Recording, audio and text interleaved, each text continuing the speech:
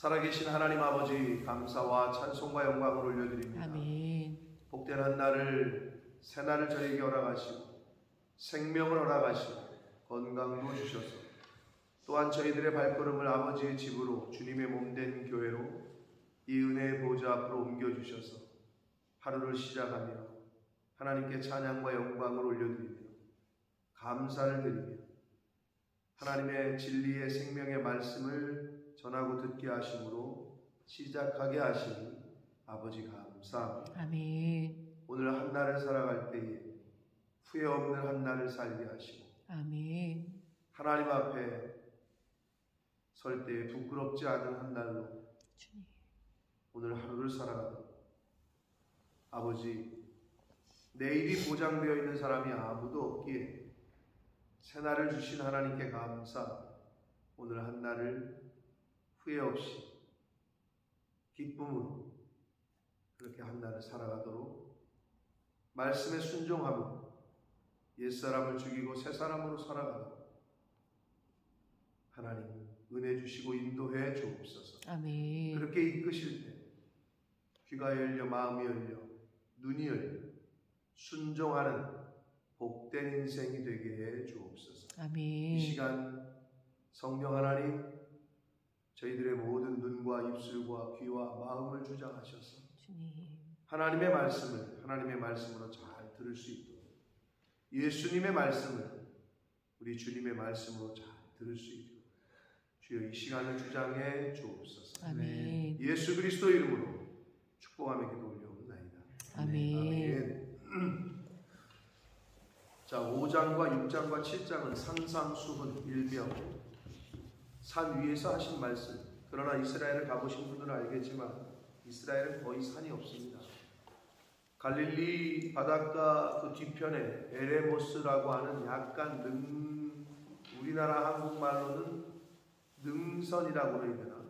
언덕도 아니에요.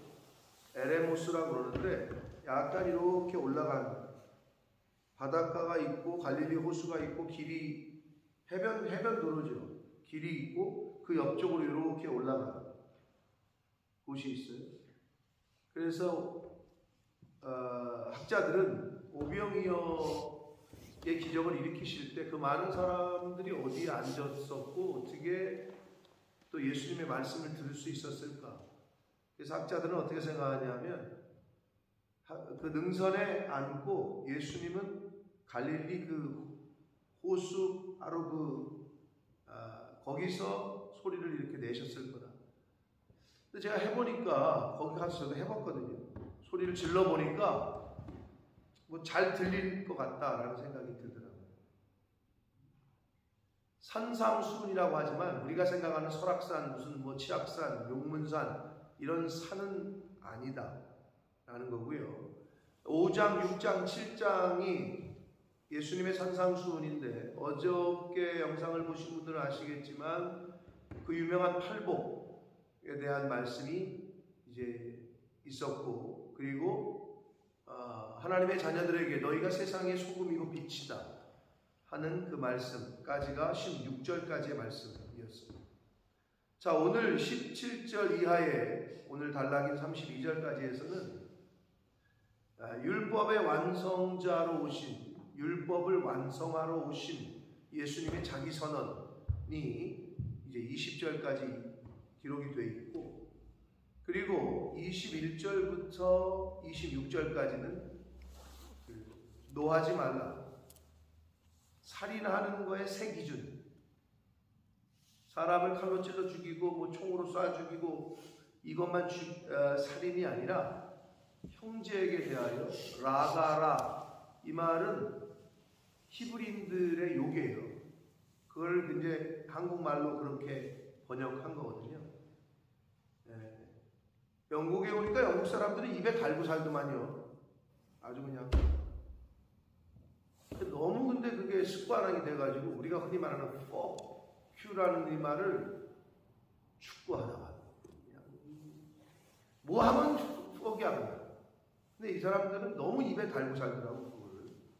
하긴 뭐 우리가 흔히 말하는 에이씨 뭐 이렇게 그런 걸 우리 한국 사람들도 좀 달고 사는데 그거랑 비슷한 것 같아요. 근데 이제 히브리 사람들이 일상생활 속에서 하는 그러한 그게 바로 살인이다. 살인의 새 기준을 예수님이 말씀을 하셔요. 그러니까 율법의 완성으로 오셨고 새 계명을 주러 오신 예수님께서 말씀하시는 게 새 기준이 되죠. 이제 새로운 법이 선포되면 옛 과거의 법은 스톱된단 말이에요. 효력이. 그러니까 새로운 법이 이제 시작이에요. 예수님이 새로운 기준을 우리에게 알려주십니다. 그 중에 하나가 살인하는 것의 새 기준이었고, 그리고 27절부터 32절까지 해서는 간음과 이혼에 대한 새 기준을 말씀하셔요. 간음하는 것과 이혼하는 것의 새 기준. 이제 이렇게 크게 주제가 되었습니다. 자, 그런 주제가 오늘 본문에 있는 건데 한 절씩 보도록 하겠습니다. 17절입니다. 내가 율법이나 선지자를 폐하러 온 줄로 생각하지 말라. 폐하러 온 것이 아니요 완전하게 하려 함이다. 새 계명을 내가 준다. 그리고 율법을 완성하러 왔다. 라고 예수님이 계속해서 말씀을 하시는데 그러면 구약의 율법은 필요하지 않은 거냐? 오늘날 그렇지 않습니다. 마지막 날까지 사람들로 하여금 죄인임을 깨닫게 하여 회개하게 하는 율법의 효용성은 여전히 가치가 있다라고 사도 바울도 로마서 7장에서 계속 말씀합니다. 구약의 율법이 그림자라고 하고 예수님이 주신 신약의 율법이 실체라고 한다면 여러분 실체와 그림자가 따로 뗄래야 뗄 수가 있어요? 그렇죠? 없죠. 실체가 있는 곳에 그림자가 있죠. 그림자가 있다는 말은 실체가 있다는 거고요. 그죠? 구약이 있어야 신약이 있고 신약이 있어야 구약이 있는 것처럼 하나님의 예언이 있어야 성취가 있고 성취가 됐다라는 말은 예언이 있다라는 걸 말합니다. 그런 상관관계에 있다는 거예요. 그래서 실제로 어떤 교회에서는 근데 그건 좀 잘못된 교회죠. 이단성이 있는 거죠. 구약을 설교를 안 해요. 과거의 율법이라고 하는 신약적으로 예수 그리스도 이후에 여러분 유대인들이 왜 문제예요? 신약을 인정 안 하잖아요. 예수 그리스도를 인정을 안 해. 구약만 인정해. 아직까지도. 그것도 잘못된 거예요. 예수님 이후가 중요하기 때문에 구약은 아니다. 이것도 잘못됐죠. 다시 말씀드려요. 실체가 있으니까 그림자가 있는 거지. 실체가 있는데 그림자 없는 사람은 뭐죠? 그림자가 없어. 귀신이죠. 그림자 없으면 귀신이지. 네? 우리가 흔히 그러잖아. 이 사람 그림자가 없대. 귀신이지. 그거는. 맞아요. 신약이 있다는 건 구약이 있다는 거고 구약이 있다는 건 신약이 있다는 거예요. 이거는 뭐 따로 뗄래야 뗄 수가 없는 겁니다. 그래서 완성하러 오셨다. 폐하러 온 게 아니다. 라고 말씀하셨다는 거예요. 진실로 너희에게 이르노니 천지가 없어지기 전에는 율법의 1.1획도 결코 없어지지 아니하고 다 이루릴 것이다. 예수님께서도 말씀하시는 거예요. 구약은 없어지지 않는다. 그러므로 누구든지 이 계명 중에 지극히 작은 것 하나라도 버리고 또 그같이 사람을 가르치는 자는 천국에서 지극히 작다 일컬음을 받을 것이다. 여기서 지극히 작은 것 하나라도 버리지 말라는 의미는 모든 율법을 동일하게 여기라는 거예요. 여러분 사실 하나님 앞에서 큰 죄 작은 죄가 없어요. 누구는 큰 도둑놈이고 누구는 조그만 도둑놈이고 그렇지 않아요. 죄는 죄예요. 그렇기 때문에 율법으로는 구원을 얻을 수 없는 거예요. 나는 법 없이도 산다 하는 사람들 그렇지 않아요.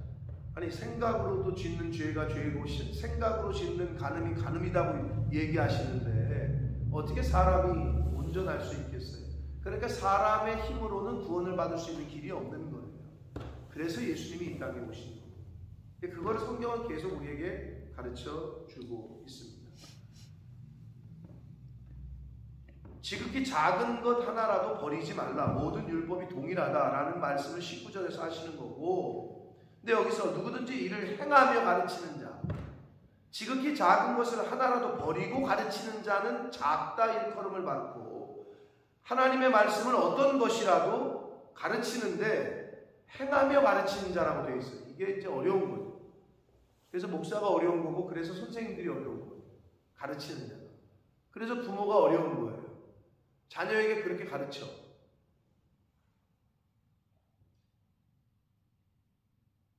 근데 말만 하고 행하지 않는다. 예를 들어서 야, 부모님께 어른에게 효도해야 된다 그러는데 엄마 아빠가 할아버지 할머니를 막대. 자녀들이 다 보고 배웁니다. 그거는 절대 교육이 되지 않아요. 그래서 행하며 가르치라는 거야.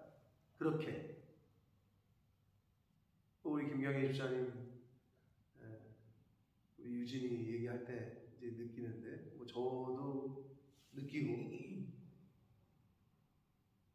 아빠가 할머니한테, 우리 문명철 성도님이 어머님을 어떻게 섬겼는지 뭐 대충 소식 들으신 분들은 아시겠지만, 마지막에 돌아가시기 전에 요양원에 간호사들이 오지 말라고 할 정도로. 왜? 다른 할머니들이 볼 때 자기 자식은 안 오는데 이 사람은 계속 오는 거야. 그러니까 이게 막 속앓이를 하는 거지. 그걸 보면서 얼마나 부럽겠어.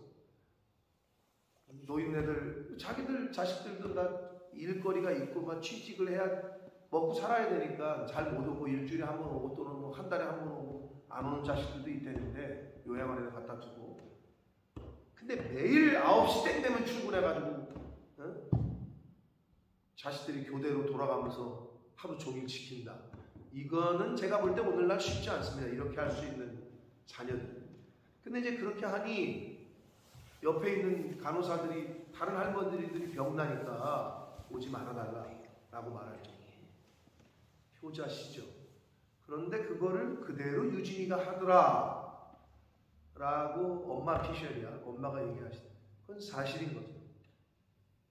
그렇게 보고 배운 거예요. 부모가 그렇게 하는 걸 보고 배운 거예요.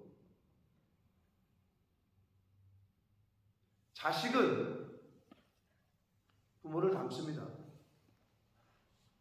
죄송하지만 닮아요. 그래서 옛날 어르신들이 그걸 깨닫고 뭐라고 얘기했죠? 씨도 돕질 못한다, 피는 못 속인다. 성경 다음으로 진리가 제가 늘 말씀드리지만 옛날 어르신들 말씀이라고 그랬어요. 닮아요, 그대로. 아마 주변에서도 보실 겁니다. 승혁이 저 닮은 게 있죠. 엄마 닮은 게 있어요. 여러분의 자녀들도 마찬가지예요. 그렇기 때문에 말로만 하는 사람의 부모를 둔 자녀는 말로 자랍니다. 행함이 없어요. 근데 행함으로 보여준 거를 직접 부모가 그렇게 하는 걸 보고 자란 자녀는 똑같이 행동을 합니다. 그러니까 이게 부모의 책임이 큰 거고, 나아가서 선생님들, 나아가서 앞에 서서 가르치는 자가 큰 거예요.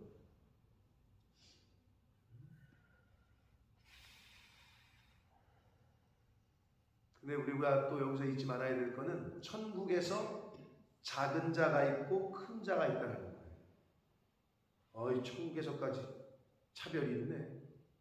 제가 늘 말씀드려요. 평등은 뭐가 평등이라고요? 평등하다, 이퀄. 평등은 불평등이 평등입니다. 그 말 이해하세요? 열심히 일한 사람은 많이 가져야 돼요. 열심히 일한 사람은 상이 있어야 돼요. 게으른 사람은 책망이 있어야 돼요. 이렇게 차별이 있는 게 평등한 거예요. 열심히 일한 사람이나 농땡이 핀 사람이나 똑같다, 이퀄이다. 이건 불평등이죠. 그래서 불평등이 평등이다. 이 말을 이해하시라고 보고, 천국에서 큰 자가 있고 작은 자가 있다? 이래야 여러분, 저와 여러분이 신앙생활 할 맛이 나죠. 말씀대로 지킨 사람은 멸관이 있는 거예요. 없는 사람은 없는 거예요. 행한 대로 갚아주리라. 네가 뿌린 대로 거두리라. 얼마나 기운이 나고 소망이 있는 말씀이에요. 여러분, 많이 뿌리셔야 되고 많이 심으셔야 되고 많이 섬겨야 되고 충성해야 되는 이유가 분명하잖아요. 만약에 이게 없다, 충성하지 마세요. 세상에서 여기에 집중하고 사셔야 돼. 그러나 우리가 가야 될 그곳, 그리고 여기는 잠깐인데 거기는 영원하대. 근데 영원히 살아야 될 그곳에서 상이 없다? 똑같다? 왜 그렇게 살아? 그렇게 살지 말아요. 근데 여기도 분명히 말씀하시네요. 작은 자가 있고 큰 자가 있다. 20절 내가 너희에게 이르노니 너희 의가 서기관과 바리새인보다 더 낫지 못하면 이라고 얘기해요. 서기관과 바리새인은 율법에 능통한 자들이었어요. 즉 오늘날로 말하면 하나님의 말씀에 능통한 자들이야. 오늘날로 말하면 성경 교사요, 목사요, 전도사님이야. 그런데 뭐라고 말씀하시냐? 너희 의가, 의에 대한 새로운 기준을 말씀하셔요. 천국 시민에게 요구되는 의의 수준을 제시를 하시고 있어요. 예수님. 서기관과 바리새인보다 높아야 된대요. 근데 이건 보면 이게 어떤 의미냐? 성경 지식이 많아야 된다라는 의미가 아닌 거를 다 아시겠죠? 감으로. 즉 외적인 행동이나 외적으로 나타나는 지식이나 이런 게 아닌 내면적인 의로움이 요구된다라는 거예요. 그리고 지행일치, 아는 대로 행하는 것, 아는 것과 행하는 게 일치가 되고, 언행일치, 말과 행동이 일치가 되는 것. 그래야 천국에 들어간다는 거예요. 그러니까 서기관과 바리새인들은 얼마나 성경을 잘 알아요? 그런데 행함이 없어요. 가르치는 대로 말하는 대로 살지를 않네. 결단코 천국에 들어가지 못할 것이다 라고 예수님은 경고를 하십니다. 그렇기 때문에 의의 새로운 기준을 제시하십니다. 그러면서 사실 이제 그 밑으로는요, 그 의의 실제를 얘기하시는 거예요. 실제. 성도로서의 삶에 있어서의 의로운 삶이 어떤 거고 어떻게 적용해야 되고 생활 속에서 살인의 세 기준, 간음과 이혼의 세 기준, 맹세하는 거에 세 기준, 악한 사람을 나한테 악하게 하는 사람을 어떻게 대하라는 거, 나중에 원수까지도 사랑하라는 거, 구제할 때는 어떻게 하라는 거, 이게 이제 6장과 7장으로 계속 이어져요. 그러니까 예수 믿는 사람의 의의 새로운 적용과 실천에 대한 실예를 가르쳐 주십니다. 그 첫 번째가 살인에 대한 세 기준입니다. 21절 옛사람에게 말한 바 살인하지 말라. 누구든지 살인하면 심판을 받게 되리라 하였다는 것을 너희가 들었으나 라고 말씀을 합니다. 출애굽기 20장 13절의 말씀을 십계명 중에 살인하지 말라라는 계명이 몇 번째죠? 네. 인간에게 주신 계명 중에 첫 번째는 뭐죠? 부모를 공경하라. 그게 첫 번째고, 그 다음이 바로 살간도, 살인하지 말라. 그 다음에 6계명, 간음하지 말라. 그를 순서대로 지금 얘기를 하시는 거예요. 자, 살인하지 말라는 계명을 너희가 들었는데 나는 너희에게 이르노니, 예수님이 이제 새로운 기준을 제시하셔요. 형제에게 노하는 자마다 심판을 받게 되고 형제를 대하여 나가라 하는 자, 당시의 히브리 사람들이 하는 욕이에요. 이거는 욕하는 걸 말하는 거예요. 즉 욕하는 자는 공회에 잡혀가게 되고 미련한 놈이라 하는 자는 지옥불에 들어가게 됩니다.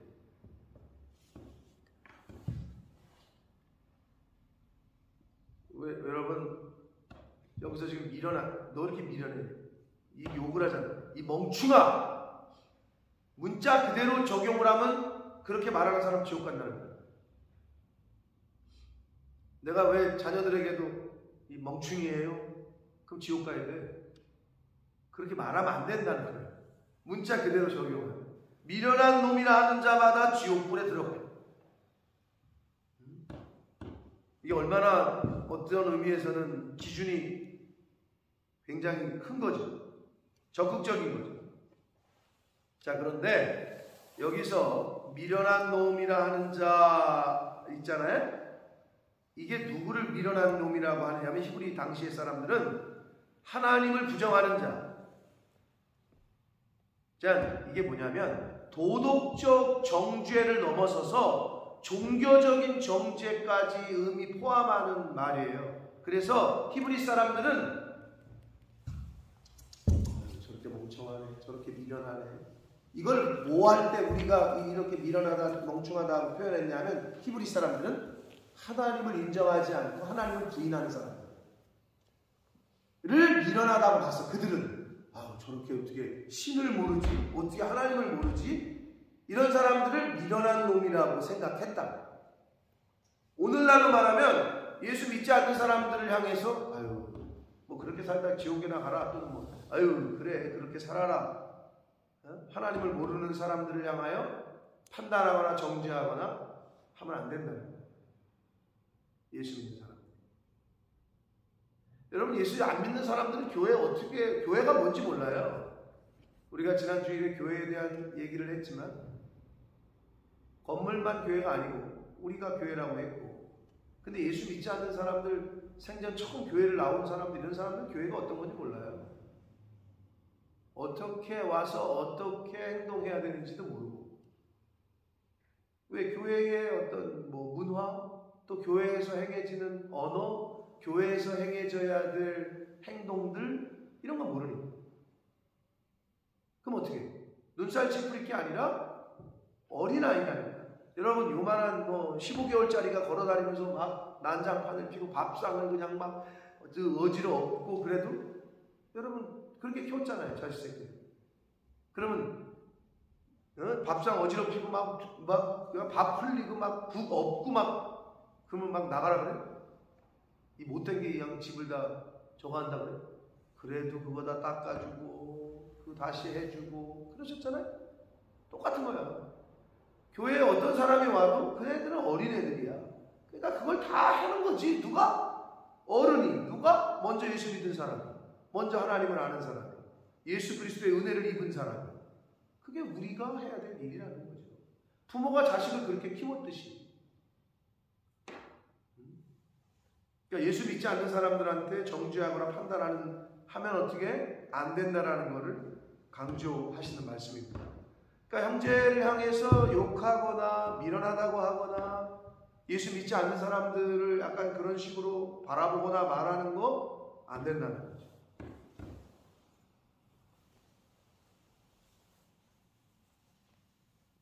상당히 굉장히 적극적인 의미죠. 그거를 살인이라고 본 거예요. 예수님이지. 그러므로 예물을 23절 제단에 드리려다가 거기서 내 형제에게 원망 들을 만한 일이 있는 것이 생각나거든. 그럴 수 있죠, 여러분. 예물을 제단 앞에 두고 먼저 와서 형제와 화목하고 그 후에 와서 이거를 오늘날로 해석하면 예배드리러 오고 있는데 아까 아침에 다툰 게 생각이 나. 또는 어저께 내가 옆집 박 씨한테 잘못한 거가 생각이 나. 심한 말을 했나? 그러면 예배드리러 오기 전에 가서 사과하고 오라는 거예요. 여러분, 이게 굉장히 우리에게 주시는 교훈이 큽니다. 이 말은 뭐냐? 주일을 예비하고 준비할 때 최소한 토요일날, 내일이 주일인데 하나님 앞에 가야 되는데 한 주 동안 내가 잘못한 것 있나 생각해보고, 회개할 거 있나, 누구에게 용서를 구할 게 있나, 누구를 용서해야 되나, 응어리진 거 있나, 그러고 와서 예배를 드리라는 거예요. 그걸 먼저 해결하고, 사과할 거 사과하고, 용서해줄 거 용서하고. 굉장히 적극적인 거죠. 이거를 실천하라는 거예요, 우리 삶 속에서. 그게 우리의 신앙생활이라고. 일요일이네 가서 예배드리고 와서 또 살다가 일요일이네, 그게 신앙생활이 아니고 일상생활 속에서 그렇게 나를 만들어 가라는 거죠. 말씀에 적용을 해서 그렇게 사시는 저와 여러분 되시길 축복합니다. 네. 너를 고발하는 자와 함께 길에 있을 때에 이 말은요, 재판정으로 가는 길에 있을 때 이 말이에요. 누구하고 송사가 붙어가지고 재판하러 가는 일이 있을 때에 급히 사화하라. 사화라는 말, 한국말 이 어려운 한문으로 썼는데요. 사과하라, 단순한 사과를 넘어서 우호적이고 좋은 관계를 맺는 것까지를 의미해요. 그러니까 단순히 잘못했어요, 용서를 구해요, 그리고 돌아서는 게 아니라 그걸 넘어서서 좋은 관계를 유지하는 것까지를 의미하는 거예요. 그러면서 그 고발하는 자가 너를 재판관에게 넘겨주고 재판관이 고개 간수에게 넘어줄까 염려하라. 진실로 내게 이르노니 네가 한 푼이라도 남김없이 다 갚기 전에는 결코 거기서 나오지 못할 것이다. 이 말은 아무리 사소한 일이라도 반드시 그 형제와 그 사람과 화해하고 관계를 회복하라는 걸 의미하는 거예요. 아무리 한 푼 사소한 일이라도 관계를 회복해라. 좋은 관계를. 그리고 서로 화목해라. 이거를 강조하시는 말씀입니다. 그러니까 굉장한 우리의 의리의 새로운 기준을 예수님이 제시해 주시고 있다. 이제 살간도 제7계명 7계 우리가 흔히 하는 간음에 대한 세 기준을 말씀하십니다. 간음하지 말라 하는 말을 너희가 들었으나 출애굽기 20장과 신명기 5장에 나오는 10계명 나올 때 너희가 간음하지 말라는 말을 들었으나 나는 너희에게 이르노니 음욕을 품고 여자를 보는 자마다 마음에 이미 간음했다. 이게 참 굉장한 말씀인데, 여러분 우리가 여기서 좀 착각하거나 잘못 생각하면 안 돼요. 하나님이 우리에게 인간에게 주신 대표적인 세 가지 욕구를 얘기하죠. 그게 뭐죠? 첫 번째가 뭐예요? 식욕. 두 번째가 뭐예요? 성욕. 그 다음 세 번째가 뭐예요? 뭐 명예욕이라고도 하고 사람들은 물욕, 뭐 권력욕 이렇게 얘기하잖아요. 그런데 여러분 일단 다른 것 논란이 되는 세 번째는 빼고 식욕과 성욕 있잖아요. 식욕, 성욕 하니까 약간 네거티브적인 의미가 있잖아요. 근데 여러분 사람이 먹을 걸 보고 먹고 싶다. 그리고 여자를 보고 안고 싶다 하는 생각, 이 죄계예요, 아니에요? 헷갈려요? 이렇게 물으니까 먹고 싶은 게 죄예요? 여자를 보고 아무런 욕구가 안 일어나 병원 가보셔야 돼요. 그런 사람은 병원 가셔야 돼. 요즘 한국에서 유행하는 그 비뇨기과로 제일 유명한 그 꽈추 형한테 가보셔야 돼. 모르시죠? 누군지. 한국에서 유명하신 분이 있어요. 유튜브로 뜨고 있는 비뇨기과 의사. 그 닉네임이 고추가 아니라 꽈추야. 꽈추 형. 아주 유명하게 뜨고 있는 연예인, 반연예인입니다. 아무튼 여자를 보고 아무 증상이 없어. 병원 가야지. 그 욕구 자체는 하나님이 주신 거예요. 근데 여기서 말하는 건 뭐냐면 여자가 아니라 남의 부인. 무슨 말인지 알아요? 남의 부인을 보고 그런 생각을 품는 거예요. 여러분, 건장한 청년이 또는 이제 다 큰 처녀가 남자를 보고 여자를 보고 가서 좀 손 잡고 싶고 좋아하는데 남자친구 여자친구가 안고 싶고, 이건 정상적인 마음에서 나오는 거예요.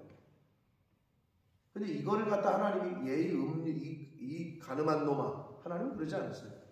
지금 여기서 말하는 이 말은 이미 결혼한 여자, 그 해서는 안 되는 관계의 여자를 보고 그런 생각을 품는 거, 그거를 간음이라고 얘기합니다. 여러분, 그냥 선남 선녀가 만나서 좋은 관계를 유지하고 안고 싶고, 물론 성관계는 다른 의미입니다. 내 부인을 보고 성적인 욕구가 올라오고 남편을 보고 그건 당연한 거예요. 그 욕구 자체를 하나님이 간음이라고 얘기하는 게 아니라는 걸 다시 한번 말씀을 드리면서, 다른 부인의 아내, 남편의 아내라든지 다른 부인의 남편이라든지 그런 거를 보고 그걸 간음이라고 얘기하잖아요. 그렇게 음욕을 품는 것. 그러니까 직접 성관계를 하지 않았더라도, 육체적인 관계를 맺지 않았더라도 갖지 말아야 될 관계에 있는 사람에게 생각으로도 그런 걸 품는 것. 그거 자체가 간음이다 라고 새로운 기준을 제시를 하십니다. 그러면서 만일 내 오른 눈이 너로 실족하게 하거든 빼어내버리라. 간음에 대해서 말씀하시다가 29절 눈 얘기하잖아요. 그리고 손 얘기하잖아요. 이 30절에. 그거는 간음에 관련된 거예요. 눈을 보고 다른 여자, 다른 남편의 아내를 보고 음욕을 품는다든지, 다른 여자의 남편을 보고 그런 생각을 한다든지, 그 눈, 그리고 음욕에 관련된, 음란에 관련된 손의 행위, 이걸 얘기하는 거예요. 도적질이 아니라. 그렇게 한다면 실족하게 하거든 빼어내버리라. 그러면 찍어내버리라. 그러면 팔 잘라야 돼요? 눈 빼야 돼? 그럼 아마 이 세상에 애꾸는 아닌 사람이 거의 없을 거려. 이 세상에 손 안 잘린 사람이 거의 없을 수도 있어요. 이 말씀의 그 행간은 뭐냐? 죄에 대한 단호한 결단이 있어야 된다는 거예요. 여러분 그런 말 하잖아요. 우리 옛날 우리 어르신들도 도박하는 사람들도 손가락을 잘라, 하트 치는 사람들 손가락 잘라. 손 자르면 어떻게 한대요? 손가락 자르고 다른 손가락으로 하고 손을 자르면 발로 안 되잖아요. 못 고친다 하잖아요. 네? 이 도박병을 못 고친다고 해요. 굉장히 심각하다는 거죠. 근데 그 말은 뭐예요? 손 자르라는 얘기가 진짜 자르라는 얘기가 아니라 단호한 결단을 하라는 거예요. 이 죄에 대해서는 그런 결단이 필요합니다. 그런 강조로 말씀을 하시고요. 그 다음에 이혼에 대한 문제입니다. 이것 또한 우리가 헷갈리면 안 되는 게, 여기서 말하는 문자의 의미로는 음행을 한 아내, 그리고 음행을 한 남편이 있으면 이혼해도 된다라고 보여지죠. 그럼 하나님이 간음한 여자, 남자는 다 버리라고 말씀하시는 걸까요? 그 의미는 아니에요. 이 얘기는 왜 하신 거냐면, 간음한 연고 이외에는, 음행한 연고 이외에는 이혼하지 말아라. 음행했으면 이혼증서 써주고 해라. 이 얘기는 뭐냐면, 당시에 너무 남존여비였어. 그러니까 이게 유대 그 저기가 우리나라랑 비슷한 게 많아. 우리나라도 완전히 모르겠는데, 남아 선호사상, 할머니, 불과 몇십 년 전만 해도 어디 유튜브에 보니까 실제로 증조 할머니 3대째 사는 건지 손주 며느리가 사는 집에 이렇게 왔는데 하필 손주가 부엌에서 설거지를 하고 있네. 그랬더니 할머니가 그게 이제 영상으로 이제 찍은 거죠. 상상도 못할 일이죠. 며느리가 옆에 서 있고, 그러니까 둘이 막 얘기하다가 깜짝 놀래요. 그러면서 너 지금 설거지 하는 거니? 그러면서 며느리한테 너 지금 남편한테 설거지 시킨 거니? 이러면서 나 갈란다. 그러고 가시는 거예요. 그러니까 싫은 거지. 어디 남편을 갖다 설거지 시키냐. 아직도 살아계신 할머니 중에서는 그런 분들이 있어요. 그랬더니 손주가 아야 할머니 내가 한다 그런 거야. 막 그런 장면이 있더라고요. 이 당시에는 뭐 우리나라 옛날처럼 더한 거지. 여자가 싫잖아 아내가? 그럼 내버리는 거야. 그래도 되는. 미안하지만 지금 그 무슬림 중에서는 아직도 거기는 여자가 많은 게, 부인이 많은 게 재산이 많은 거를 뜻하고, 감히 여자가 뭐 남편한테, 아직도 그래요. 저쪽 아랍 계통 중에서는 그런 데가 많이 있습니다. 이 당시에 더 했던 거예요. 그러니까 쉽게 여자를 버리는 거야. 실직남 버리고 다른 여자 취하고. 그거를 막기 위해서 이혼 증서 꼭 써줘야 되고 음행한 연고가 아니고서는 절대 헤어지지 말라라고 얘기한 건데 이걸 오늘날에 적용시켜서 가늠했으면 배우자가 가늠했으면 무조건 이혼해라 해라가 아니라 신중하게 생각하라는 거죠. 신중하게 함부로 하지 말라는 거예요. 요거를 강조하시기 위해서 이혼 증서 써주고 반드시 이혼해야 된다는 규정이 아니고 이혼이 남발돼서는 안 되기 위해서 예수님께서 음행한 연고 없이 아내를 버리지는 말아라 라고 말씀을 하십니다.